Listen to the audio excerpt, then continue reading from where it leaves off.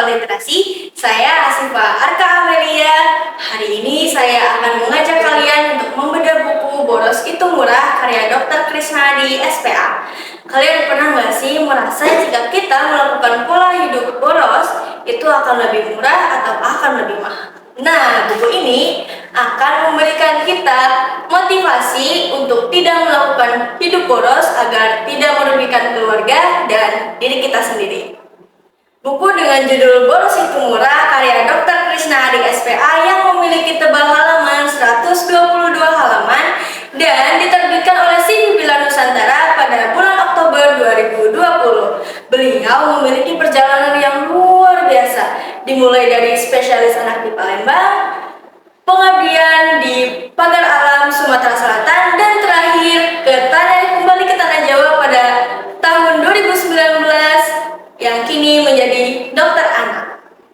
Insight pertama, penyesalan keluarga Udi. Dalam insight ini, kita diajak untuk menghindarkan diri dari pernikahan dini, kehamilan dini, dan masalah yang akan muncul. Karena dalam insight ini, penulis menceritakan tentang sang ayah yaitu Udi yang sangat menyepelekan jenjang pendidikan bagi anak-anaknya.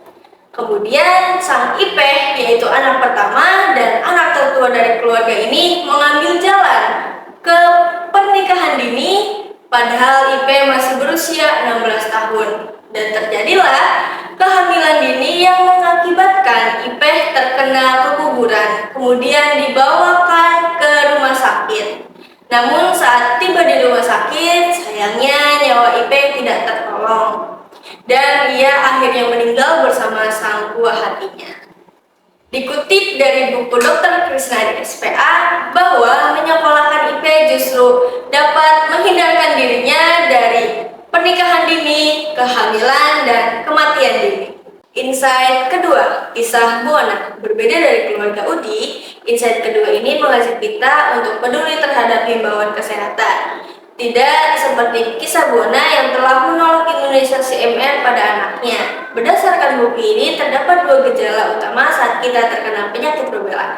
Yang pertama dimulai dari gejala demam, dan yang kedua munculnya bercak kemerahan pada seluruh tubuh. Dari gejala ini, Bu Ona merasa bahwa anaknya telah terjangkit penyakit rubella dan ia sangat menyesal karena telah menolak imunisasi dari pihak puskesmas pada pihak puskesmas telah menghimbau dirinya.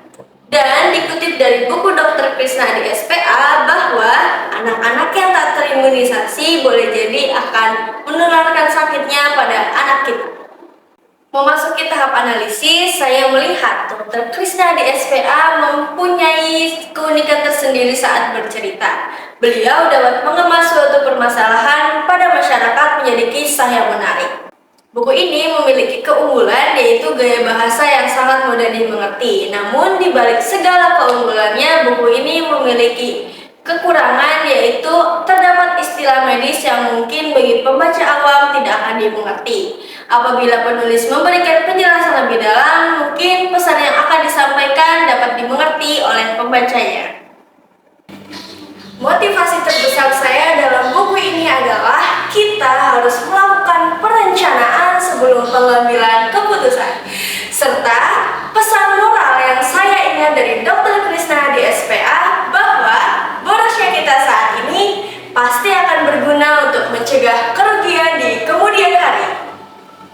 Secara keseluruhan, buku ini tidak hanya bercerita saja, tapi memberikan kita edukasi tentang pentingnya perencanaan hidup. Saya sangat rekomendasikan buku ini kepada keluarga hingga anak muda agar lebih bijak demi masa depan yang lebih